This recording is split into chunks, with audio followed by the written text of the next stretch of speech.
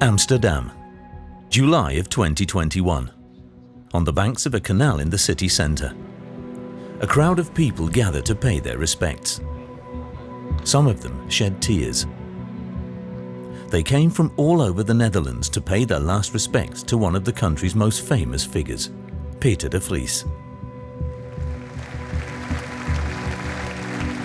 The star journalist of Dutch television, shot dead in the street a few days earlier.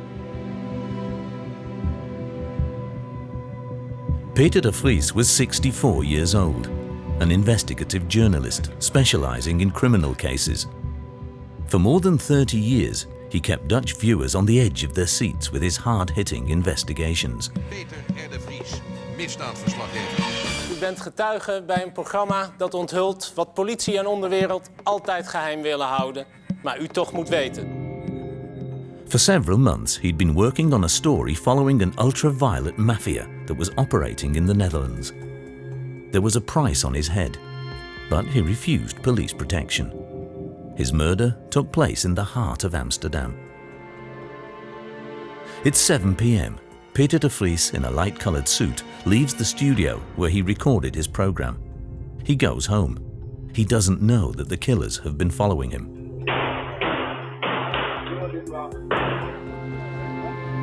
Peter is shot 5 times at close range.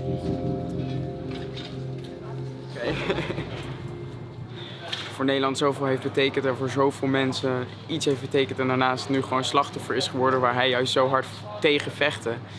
En ja, daarom voelde ik wel gewoon de drang om hier naartoe te komen. It's really shocking, horrible that something can happen. Then you're back from work and then you shut. Wat denkt u dat dit betekent voor de Nederlandse samenleving? Ontwrichting. Ja. Ja, ik ben ook naar de plek van schietpartij geweest, 3 keer, 2 keer met bomen. Ik heb daar mensen gesproken. Ik vond het ongelooflijk verdriet, betrokkenheid, stilte. Gruwelijk. Ja. En wat bedoelt u met ontwrichting? Nou, dat de samenleving toch in bepaalde opzichten onzeker wordt van wat krijgen we nou in dit land. Het is een vreedzaam land. This murder is not a unique case. This is the latest in a series of assassinations coordinated by drug traffickers, a phenomenon that is now threatening the whole of Europe.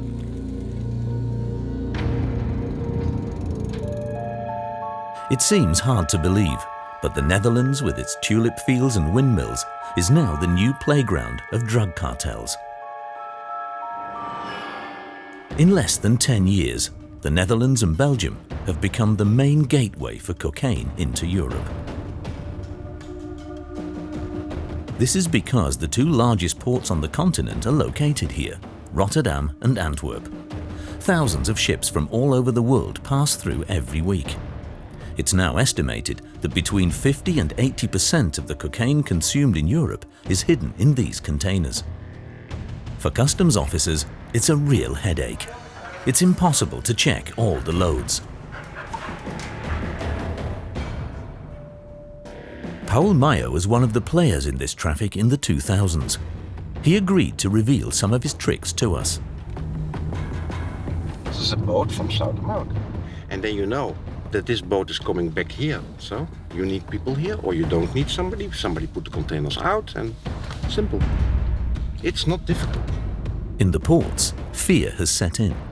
The dockers are constantly harassed by traffickers who want to recruit them. They try to have his name, but when you not cooperate with them, they threaten you, do something to you or yourself. Dangerous business. This traffic gave birth to a new mafia, led by Dutch people all of Moroccan origin, the Mocro Mafia. Powerfully armed, these gangs are ultra-violent and do not hesitate to use torture. One of their members testifies. Als hier iemand dood moet, gaat hij dood. Of er dan vrouw of een kind bij zit, het maakt er niet uit. Als je maar doodgaat. These drug traffickers feel invincible. Attacks on journalists, a murder of a lawyer. Even the Dutch Prime Minister is not safe from their threats. A terrifying prospect to end up on their blacklist. I'm protected by the Dutch military police, a special unit of them, a very professional unit. But I'm not allowed to say anything about how this protection is organized. This cocaine trafficking generates tens of billions of euros each year. The authorities are concerned. Are Belgium and the Netherlands becoming the first narco states in the heart of Europe?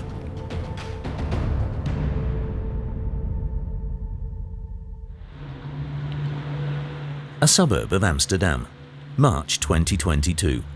The beginning of an extraordinary trial. A large police force was deployed around this building, which at first sight seems to be ordinary, but is in fact highly secure. A bunker. It has been specially designed for trials related to organized crime, with surveillance cameras, armored windows and permanently closed shutters. It's here that one of the most powerful bosses of the Mocro Mafia will be judged. He arrives in an armored vehicle. Ridouan Taghi, 44 years old. According to the police, he controls 30% of the cocaine traffic in Europe and has an estimated fortune of almost 100 million euros. Alongside him, 16 of his accomplices. They are being prosecuted for 6 murders and approximately 20 attempted murders. An intense trial. It's forbidden to film or even draw the faces of magistrates. Journalists follow the debates in a small room far away. According to Wouter Laumans, an expert on criminal cases, this trial is a first in the Netherlands. The prosecutors are now anonymous. They ask us not to write down their name, also of the judges, and it says something about the fear that's around the whole Marengo trial. In the courtroom, protected by bulletproof glass, the key witness of the trial. He's the former right-hand man of Ridouan Taghi. But since he agreed to collaborate with the police, there's been one death after another in his entourage. When they announced that they had a crown witness, within weeks his brother was killed, and later on his lawyer was murdered, and then Mr. Peter de Vries became his trust person, like his representative in the media, and he got murdered last summer. From the depths of his prison, Ridouan Taghi rains terror.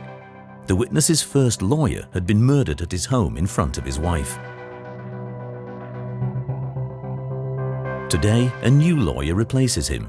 He lives under close protection 24 hours a day, 7 days a week. He agreed to meet with us.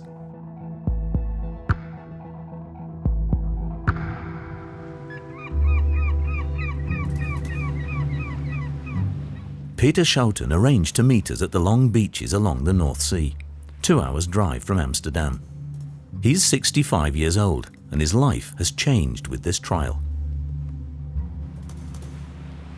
I'm now in the protection for a year, more than a year. How does it feel living like this?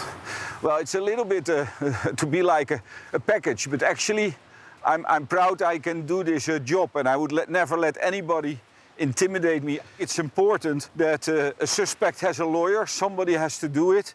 And for me it feels important that in a democracy we follow the rule of law. Military personnel in plain clothes are never far. The lawyer was a close friend of journalist Peter de Vries. Both had been informed by the secret services that they were on Ridouan Taghi's blacklist. We were discussing the dangers, the risks, and it was clear that we discussed the fact that one of us could be shot, but we, of course, didn't know who would be the first one. I told Peter that he was the biggest prize because he's very famous, and therefore it would create far more chaos than that it would be to kill me.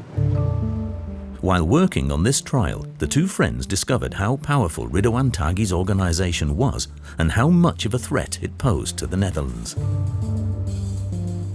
My client has made statements up to 1,500 pages about how they work and how they do the killings, how they spot the victims. It really shows a very organized way of doing their business. This is actually also something that makes it very difficult for the Netherlands to fight with. The authorities are quite unorganized and crime is quite organized. These mafia gangs were built around the cocaine trade that has exploded in the Netherlands in recent years. But the government has long underestimated this phenomenon. Yet in Amsterdam, one man warned of the rise of this new crime. This is Wouter Laumans, the journalist we met during the trial of Ridouan Taghi. He's written 2 books on the subject.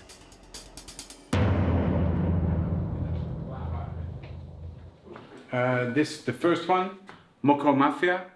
This was published in 2014. I sold about 140,000 copies we sold. The book became a social phenomenon and even inspired a fictional series on Dutch television. We wilden de school laten schrikken. Zij begonnen gek te doen. We moesten wel reageren. The Dutch witnessed the merciless war between gangs to take control of the cocaine trade. Mocro Mafia is a slang term chosen by Wouter to refer to the Moroccan mafia. As we all know, a lot of hashish gets smuggled from Morocco to Europe. So what is like the epicenter of European soft drug culture? It's Amsterdam with the coffee shops. So the whole infrastructure was already there. Then in Colombia, the cocaine cartels started targeting Europe as a market. They started shipping the drugs to West Africa. And the cocaine went over the old hashish lines into Europe. That's how it started. So the guys who were running these lines became very rich. And that's the explanation why these guys are, a lot of them are of Moroccan descent. The port of Rotterdam was the main money-making base for the Mocro Mafia. As the largest port in Europe, 30,000 ships pass through each year. In 2021, customs managed to seize 70 tons of cocaine. But this is only a small part of the drugs that enter the country. I've seen guys who went from young guys, you know, with a North Face jacket on the scooter, you know, in the banlieue kind of area, to multi-millionaire who owns like millions of real estate in Dubai in a time span of 3 years. This can happen, you know? So it's not the gold dream, it's the white dream, you know? That's why Ridouan Taghi stands model for this new generation of Dutch criminals. He started dealing marijuana, and then at a certain point, he replaced the hashish for bricks of cocaine, and he became very wealthy. 50 kilometers from Amsterdam, Lazardreef High Security Prison, where the country's most dangerous criminals are locked up. Vito Shokrula regularly visits his clients there. At 32 years old, he is one of the Mocro Mafia's favorite lawyers. He's familiar with the profile of young people who are recruited by traffickers.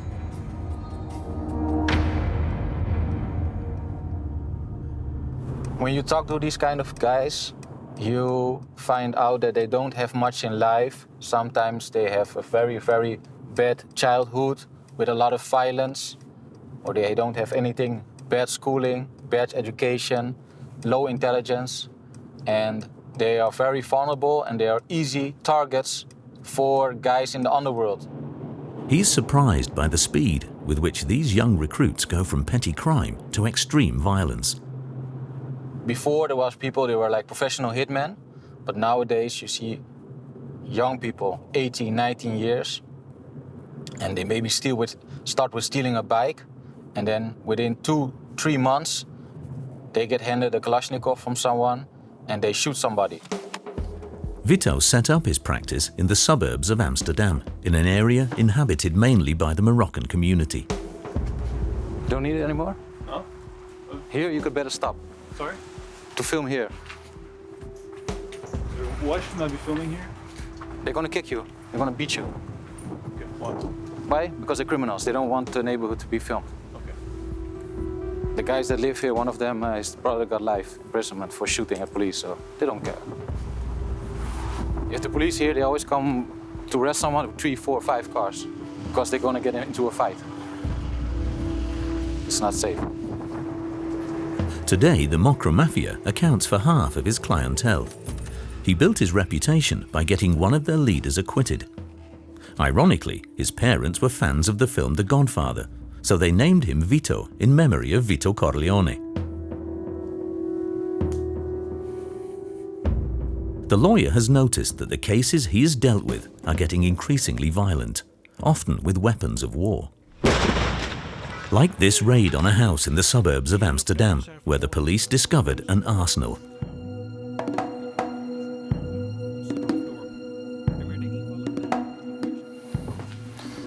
So, this is a case about a large stack of weapons that was found in a garage with machine rifles, AK-47, grenades, revolvers. Everything that you need to kill people can be found in these kind of garage. If you're talking about license plates, stolen cars, heavy artillery, suits, hoodies, everything can be found in there. And it shows the level of professionalism that people use to kill people. The war between the different Mocro Mafia gangs is said to have left more than 100 people dead. The amount of violence and the way that they use it is getting more and more extreme as to show who's tougher, that they want to show each other like, I'm the boss, I can come with more extreme violence than you, and as to just try to scare each other off. But the thing is that it keeps going on and on and on, and with beheadings and shooting people in broad daylight, even if they are with a baby or with the wife. So there's no rules in this game. Here are some examples of text messages sent by Ridouan Taghi to his men in the field.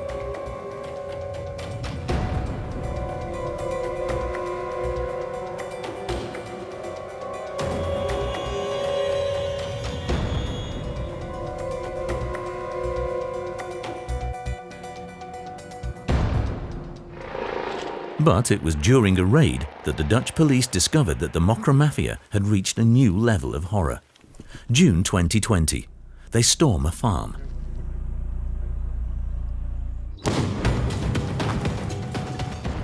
Law enforcement agencies discovered that it served as a rear base for a drug gang, a competitor of Ridouan Taghi.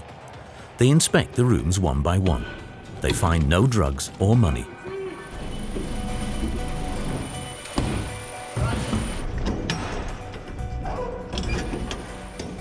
But in a garage, 7 containers transformed into a cell with soundproof walls and handcuffs fixed to the floor.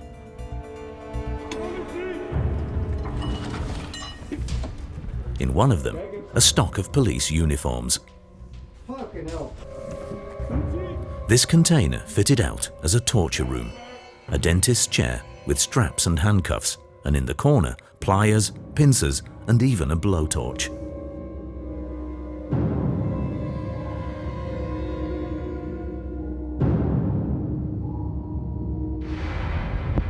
We managed to get in touch with a member of the Mocro Mafia. Oh, wacht. We doen niet bij de Maren daar, bij die snackbar en zo daar bijna. Ja, maar daar kan je komen met de auto, toch? Vito, the lawyer, acted as our intermediary.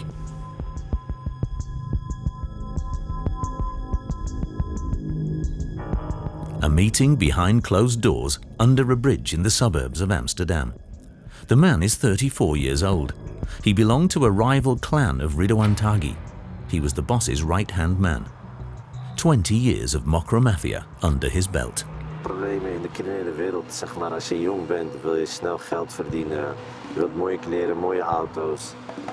Zo begin je bij de kleine dingen, een beetje stelen, dan ga je drugs verkopen. En voor je het weet zit je in de hoofdpijnwereld waar je niet terecht wilt komen. En dan is er eigenlijk geen weg terug bijna. Very quickly, the young recruits become soldiers, capable of killing on command to prove their allegiance. How much money is someone to get paid to kill somebody? Ik denk het goedkoopste wat je kan vinden is €4.000. Ik denk Het duurste ligt aan hoe belangrijk de persoon is. Dan kan het oplopen tot miljoenen. Hier in Nederland is er geen eer en respect voor mensen. Als hier iemand dood moet, gaat hij dood. Of er dan een vrouw of een kind bij zit. Het maakt er niet uit als je maar doodgaat. What do you think about Ridwan Taghi?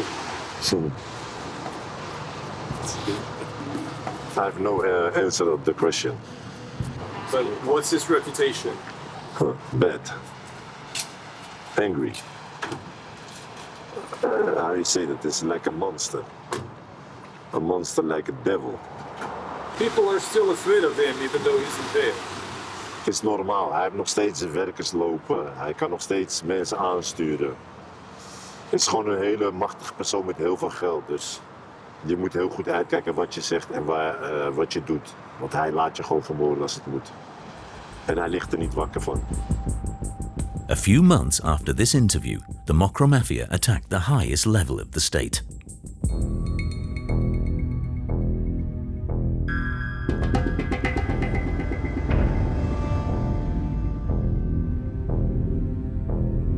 Prime Minister Mark Rutte had just announced that he was going to give an exceptional budget of €430 million to help the police fight against drug traffickers. It was after this announcement that the police discovered that Mocro Mafia spotters had started to follow him. The politician, who used to be close to his fellow citizens and travel by bicycle, was immediately placed under heavy protection.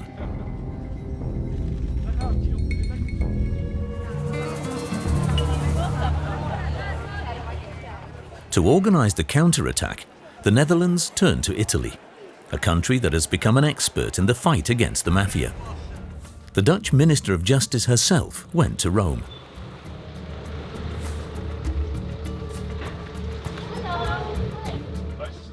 For 2 days, she met with magistrates and police officers specializing in the fight against organized crime. She improvised a press conference on the spot with the Dutch media. Je kunt je afvragen of wij allemaal in Nederland, van Nederlandse burgers, ons heel erg goed beseffen dat georganiseerde misdaad in onze straten zich afspeelt en zich ook heeft genesteld. Ik denk dat het goed is als we in Nederland ook minder naïef zijn en ook zien, die Italiaanse taferelen spelen zich gewoon af in onze straten. She was appointed Minister of Justice and Security only a few months ago. At 45, she has become the new face of the fight against the cocaine mafia. In Europe now, everybody discovers the strongness of the Narco Mafia. Do you think that Netherlands is in the front line now in Europe? I think we are, because our open economy and our excellent infrastructure we have, which is great and beneficial for the typical Dutchman, is also being abused by criminals. So we see that we are an entrance towards Europe and the rest of the world of drugs coming in and going out. So that means that if we want it or not, we are in front of this battle, which is also with our neighbors, with Belgium, with France, with Spain, also with Germany and Italy. You're going to fight against them. Are you afraid? Personally? Yeah. No. Then I should have chosen another job. Some people said, and some ministers said, that Netherlands could become a narco state. What do you think of that? No. That would mean that politicians are being paid by drug criminals, which is not the case. Not the case? Definitely not. Definitely not. Thank you so much. But while the Netherlands is taking steps to counterattack, the Mocro Mafia has already found a new target: Belgium. The motorway between Antwerp and Rotterdam is nicknamed the Drugs Motorway. This is one of the routes used by traffickers to flood the European market with cocaine.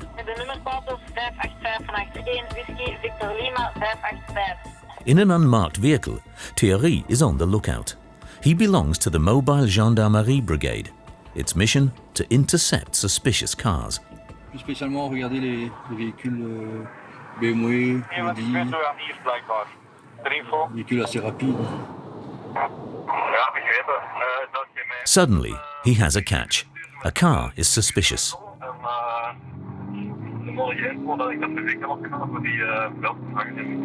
Qu'est-ce qui vous saute aux yeux là? Le comportement du conducteur, un peu méfiant, un peu nerveux. C'est vraiment un feeling, c'est la manière dont il me regarde quand il passe. In a few seconds, he catches up with the car.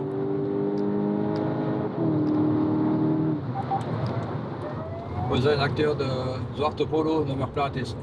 Anders zou ik het niet zien. Thierry was right. Le véhicule est connu déjà pour le transport de stupes. The car is escorted to a motorway service area. On that day, the federal police and Belgian customs joined forces for a major operation. They are increasing the number of checks, and they search all the cars one after the other. This morning, most of the seizures involved cannabis. Qu'est-ce que vous avez trouvé? Et marijuana. But also more unusual products, like these bottles of laughing gas. And in the late afternoon, the police hit the jackpot, thanks to this special van.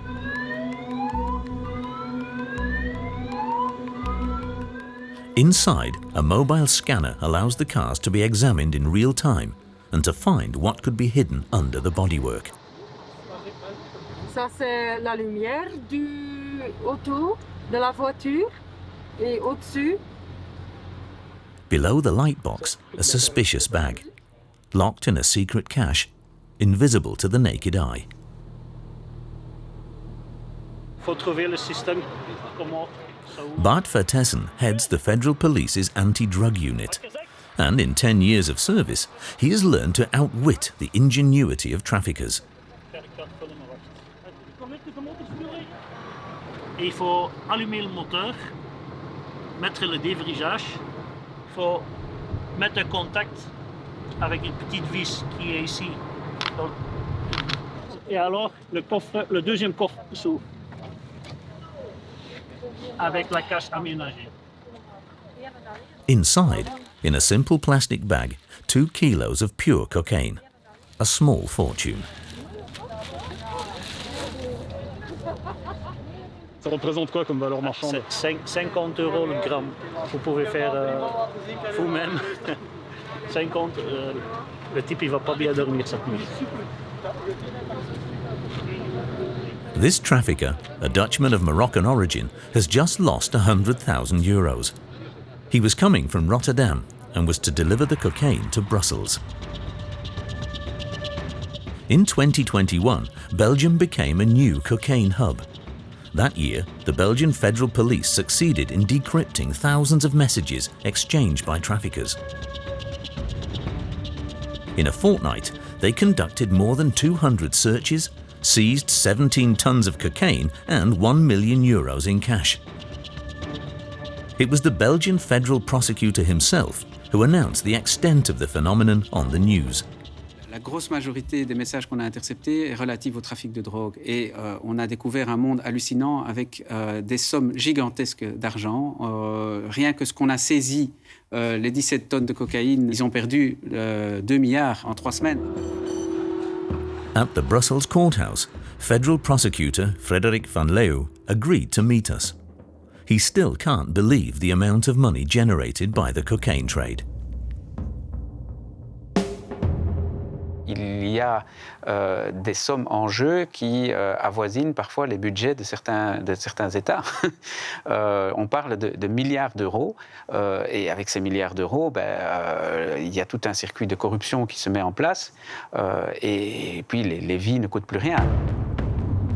The Belgian police have discovered a new type of crime that they are not used to.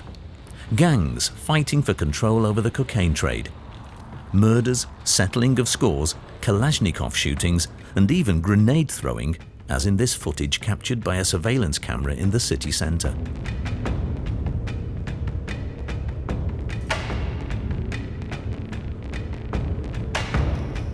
Nous sommes passés d'une criminalité organisée qui a plutôt tendance à se cacher, pour vivre heureux, vivons cachés, faisons de l'argent sans qu'on nous voie, à une criminalité organisée qui veut faire peur et veut prendre le dessus par la violence. Ce sont des situations qui gangrènent complètement l'Amérique latine et gangrènent certains pays, qui deviennent des États quasi gérés par les narcotrafiquants, ou en tout cas où les narcotrafiquants ont une énorme influence. Honnêtement, c'est une situation qu'on doit absolument éviter chez nous. And today, it's the city of Antwerp that particularly worries the authorities.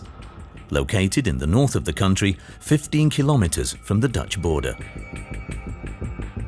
Antwerp, the second largest port in Europe, a gigantic industrial zone that has become the Mocro Mafia's new playground. A headache for the Belgian customs officers. They are housed in this large dark building in the heart of the port. The fight against cocaine trafficking has become their main task. A tough challenge, checking the 12 million containers that pass through the port each year. Christian van der Veren is the Federal Director of Customs. On va maintenant où le camion rentre sur notre site de vérification. In this war, he has a secret weapon. Every day, customs officers select containers, and they direct them into this long concrete box. In reality, a giant scanner. Within a few minutes, the load is X-rayed.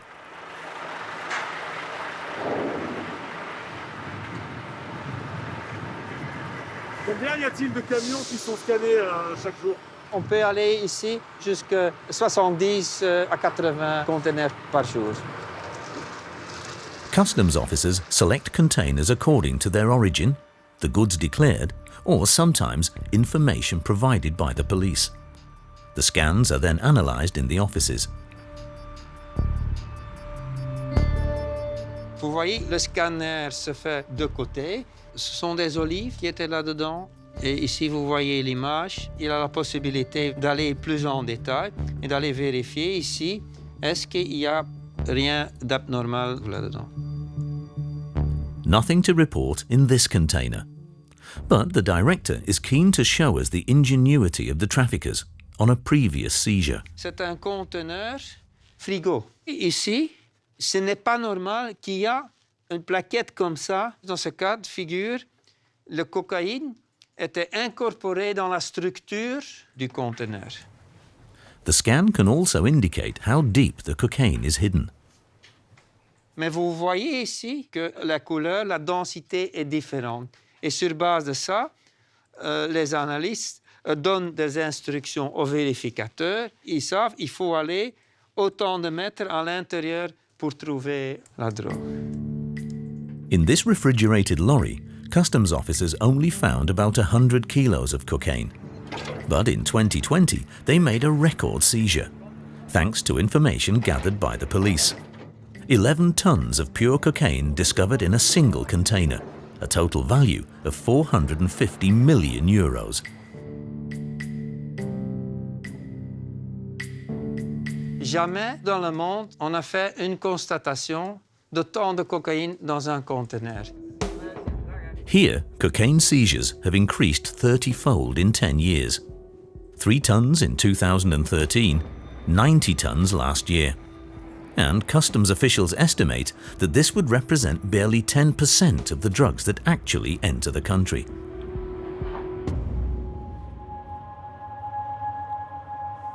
In Antwerp, one man knows all the secrets of the port.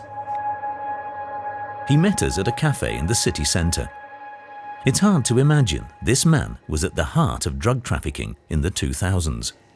When they ask me what is the best job for me, then I say smuggler, because everything is inside, in that time especially, because the parties, the money, but also, how you say, the pressure, it's exciting. Paul Meyer was the head of a smuggling ring. He was paid by traffickers to bring their cargo of drugs safely into the port of Antwerp. 20 years of criminal life. I know that people don't hear this, they don't want to hear this, and they want to see somebody who is saying now that I'm sad and I don't do it again. But I'm honest, it was a beautiful time. It was really a beautiful time. Okay, the product is not nice, I agree, I don't discuss also about that. So yes, I don't like it, but I miss the trafficking, all the things around smuggling. Yes, I miss. How much money did you make? A lot of money. A lot of money. Every 5 weeks, the turnover was 21 million, between 21 and 25 million euro every 5 weeks. And we make a lot of money. Yes, we make a lot of money. According to the courts, he and his associates earned more than 700 million euros before the Belgian police caught up with them. In 2007, he was arrested in Bangkok, Thailand, and then extradited to Belgium, where he was sentenced to 10 years in prison. Today, he's a free man. He claims he has gone into construction, but has forgotten nothing of the tricks he used to foil the customs officers. According to him, the port of Antwerp is a sieve. Yeah, here you can see, all this is, you see the water here is the port. It's incredible big, till Holland. Next to the historic centre of Antwerp, the port. It is huge, covering 135 square kilometres.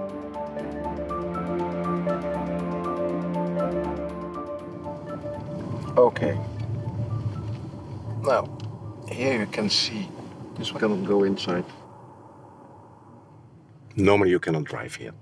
But now you can see yourself how easily that you can come with your car till the boat. And I mean, this is a big difference with Rotterdam, the closed ports. This is an open port. Unlike the port of Rotterdam, which is completely fenced off and closed to the public, you can walk the length and breadth of the port of Antwerp and easily access the container storage areas that are normally off limits. Now, I told you, look, you can see it yourself. It's easy to drive here and nobody is saying something. And when they want to organize this, to close this gate, look here, the wood. Now, 80% from the wood is coming from where? No, I think from countries like Brazil or Peru, Brazil or whatever. The wood comes mainly from Latin America, as does the cocaine. This type of cargo is therefore the ideal hideout for traffickers. And we were able to access the containers without any control. For over half an hour, we walk around sensitive and normally off-limit areas without anyone stopping us. This is a boat from South America. So when you are clever, you book your containers inside there. It's easy when you have this information now, and then you know that this boat is coming back here. So you need people here, or you don't need somebody. Somebody put the containers out, and simple. It's not difficult. And to get this information, it's sometimes enough to simply talk to the dockers and seafarers who are on the quay. Hey. Hoi, jij werkt hier? Nee. Nee. Nee, ik lig alleen met het schip daar. Oké. Nee, wij zijn aan het kijken hoe het komt dat de Antwerpse haven zo open is. En dat je daar zo met de auto bij de boot kan komen. Ja, maar normaal gesproken moet je aanmelden, hè, bij de portier of zo. Ja, maar ik ben nou met de auto helemaal langs het water gereden. Tot met die boot van Panama. En er is niemand die iets zegt. Ben jij van die boot van Panama of? Nee, ik lig daar. Of hier? Ik lig erachter. Zo'n tanker. Oké. Zo'n tanker. Wij reden dat we hier zijn gaan liggen, want we pas na het weekend hoeven we pas te melden. Seemingly a harmless conversation, but for a smuggler, a valuable source of information. Okay, it's in my language. But you can see how easy you can talk with people. He explained me everything. He gave me also other places here in Antwerp, in the port, where you can go also with your car. So, I mean, information is easily to get here. I only open my window and I ask something. And I didn't pay him for that information, so. Corruption in the port is said to be rampant. In 2021, the discovery by the Belgian police of thousands of encrypted conversations between traffickers revealed the extent of the scourge. Customs, police, shipping companies, transport companies, security agencies. The cocaine mafia has infiltrated the entire port infrastructure. Their main target, dockers.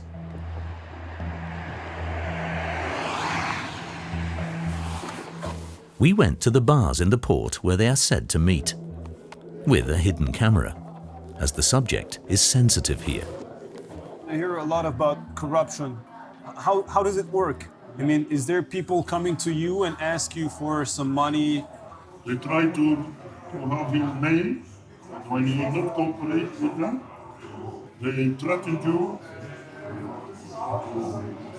to do something to you or your family. Dangerous business. You better stay out. Huh? You better stay out of the business. When you are in,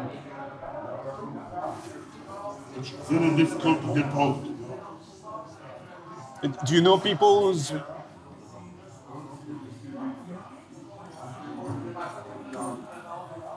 And do you think it's possible I can get in touch with some? No. I think you better don't do that. Watch out what you're doing. The dockers know the risks of revealing too much. Ik heb iemand moord van mij. Niet met de maten niet. We zijn hem betrapt. We zijn hem de bok gestoken. En 2 chain bij hem zonder zoek in de bok gestoken. En een week later was hij al vrij. Normaal zit je man in voorarrest. Om te zwijgen. Je lijkt een babbel. Maar 6 maanden later was hij wel... These threats are so frequent that the main dock workers union made a prevention clip to alert their members to the risks they take when working for the mafia.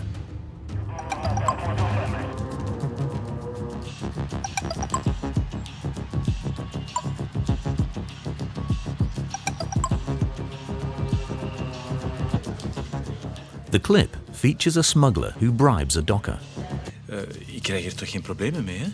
Maar nee, als je het niet wilt doen, dan vinden we wel iemand anders, hè. Maar dan loopt je wel 25.000 euro per keer mis. Zie, hier is al een klein voorschotje. Ça va, motje?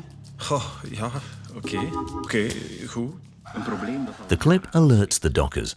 Once they get involved, it's almost impossible to get out. Ik dacht op een paar konden rekenen, paljas. Is er mee aan het lachen, of wat? Schoon gezinnetje precies. Hm? Als we deze een bezoekje moeten brengen, moeten we zo fire doen. For the traffickers, the dockers are an essential cog in the wheel. They are the ones who have control over the containers. Niels worked for 10 years on the docks. Today, he's retired. My job was to lift containers from the ship. I operated mobile cranes, container cranes, and straddlers. That means the big machines that take the containers from A to B. Usually, on a ship like this, the drugs are concentrated in one container, and the traffickers have to isolate it from the rest of the cargo in order to gain access. Niels was approached several times, but always refused. The guy said to me, you have to put this container on the side. That was the time that he said it has to be fixed, it's broken. So I lift the container and underneath it was intact. So I said, something wrong here. And if you apply to them, they own you. And then they offer you some money. And how much money can you make if you collaborate? I heard amounts from 20,000, 10,000, 20,000 euros. Yeah. But once you get the 20K, the next time you get 10K maybe, or 5K, and you still have to do it. If you don't do it, you're... More surprisingly, the traffickers have found another way to bribe the dock workers. They pay them in cocaine. Most of the young dockers who are applied now, they use coke themselves because they are not able to get the physical work that the docker has to do. So they use coke to be more up, to have more power to work. And the traffickers, they know that, so they pay the guys also in coke. They say, okay, if you do this, you get 5 grams or this and that, or they make them addicted to coke and then they give them a small amount that they can sell themselves or whatever. Do you think that we still can fight against these traffickers? It's a war nobody can win. Nobody can win it. In Antwerp, some neighbourhoods are now completely plagued by drug trafficking. Cocaine arrives in such quantities that it's sold on the streets. A gram is the cheapest in Europe, €40, half the price than in Paris. Maintenant, on va aller dans le quartier chaud là, mais on va rester pendant 20 minutes, une demi-heure, pas plus longtemps, parce que sinon ça va bouger. Philip de Winter has been a city councillor and member of parliament for more than 20 years. He leads a Flemish nationalist party, Vlaams Belang, which is classified as far right.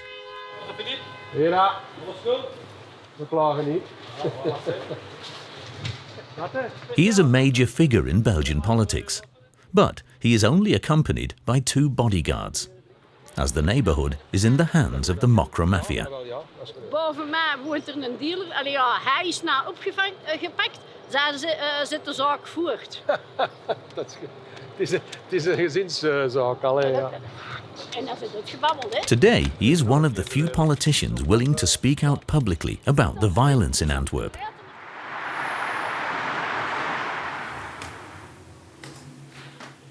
He wants to show us a scene filmed by a surveillance camera a few weeks earlier.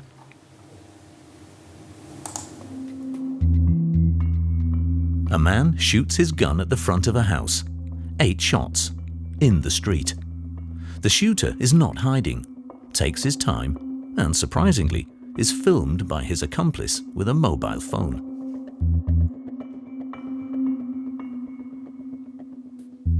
Voilà, des incidents pareils, il y en a tous les jours, des tirs contre des maisons, des attentats avec des grenades, avec des cocktails Molotov. Il y en a eu 37 cet été, pendant 3 mois. Presque tous les 2-3 jours, il y a un attentat. Ces quartiers sont devenus des quartiers du mafia. Vraiment, c'est le mafia qui règne. Tonight, Philip de Winter is due to attend the city council. Drug trafficking is on the agenda. This is a sensitive subject on which the mayor absolutely refuses to speak publicly. J'ai plusieurs fois essayé d'interroger le maire. Oui, il ne veut pas. Pourquoi les autres pouvoirs publics, les autres acteurs politiques Ils ne veulent pas des interviews avec des journalistes ou montrer la vérité dans ces quartiers parce qu'ils pensent que c'est une mauvaise publicité pour la ville d'Anvers. C'est l'omerta qui règne à Anvers, envers tout ce qui se passe avec le mafia de la drogue. Est-ce que certains politiques ont peur d'affronter le sujet? Évidemment, ils ont peur parce que c'est, soi-disant, parce que c'est du mauvais publicité pour notre ville, mais ils ont peut-être aussi peur parce que il y a des menaces, l'intimidation. Le maire a été intimidé et peut-être aussi des autres, on ne sait pas. Et moi aussi j'ai reçu des menaces, mais il faut les combattre maintenant que c'est encore possible. The city council takes place in the historic centre of Antwerp, in the majestic 16th century city hall. A solemn and formal setting. But this does not stop Philip de Winter from pounding his fist on the table. He has just learned that some of the majority councillors have suggested that since the war on drugs seems to be lost already, cocaine use should simply be decriminalised. And that makes him angry. Het criminaliseren van druggebruik ten aanzien van al diegenen die drugs gebruiken, cocaïne snuiven en weet ik veel wat, als een recreatief gebeuren. Daar moeten we paal en perk durven aanstellen. Waarom geen moreel appel van bekende Antwerpenaren, u op kop, om te zeggen het moet stoppen. U hebt bloed aan uw handen als gebruiker van cocaïne. Koop die cocaïne niet meer. U helpt en steunt de drugmafia. U bent rechtstreeks verantwoordelijk voor de aanslagen wanneer u cocaïne the mayor does not want to enter into the controversy of decriminalization. According to him, the city simply cannot win this war on drugs alone. We hebben bepaalde inspanningen binnen het korps rond drugs gedaan, korpsbreed en met gespecialiseerde eenheden. En die zijn heel succesvol. Dat zie je ook aan de criminaliteitscijfers. Maar de georganiseerde misdaad, die internationaal georganiseerd is, vaak vanuit Nederland wordt aangestuurd en door Antwerpse figuren vanuit het buitenland, die kun je met bestuurlijke politie niet raken. In Antwerp, cocaine trafficking is estimated to be worth 50 billion euros. This is the equivalent of 5 times the city's budget. The drug traffickers are now extremely rich, and as in Holland, they do not hesitate to attack the state directly. On the 24th of September, police in Brussels foiled an attempt to kidnap the Minister of Justice. This member of the government, who had issued arrest warrants against Mocro Mafia leaders based in Dubai, now lives under heavy protection, in an undisclosed location. Que la chose soit claire, si nous cédons aux criminels en tant que société, nous allons nous retrouver dans les conditions sud-américaines, c'est-à-dire dans un État narco où la mafia de la drogue est au-dessus des lois et dicte tout. Heureusement, ce n'est pas le cas chez nous et je suis sûr que ça ne s'arrivera jamais.